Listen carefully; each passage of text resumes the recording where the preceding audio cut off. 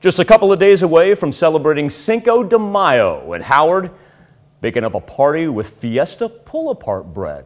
Let's catch up with him. He's over in the Mr. Food Test Kitchen.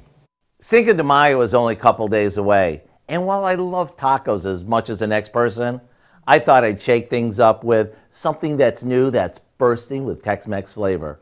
So today, we're making a fun pull-apart bread with a tasty twist. It's easy, and it goes together like this.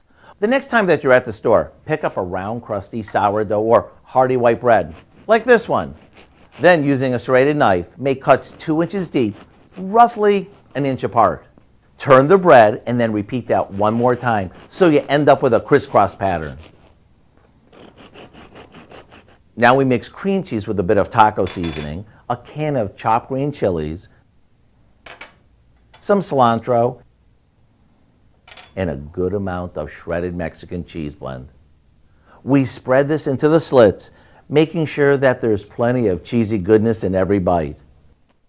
This will get wrapped in foil and into the oven it goes until the bread and filling are piping hot. Come party time, peel back the foil and sprinkle on some grated queso cotija, which is a Mexican-style cheese, and let the festivities begin.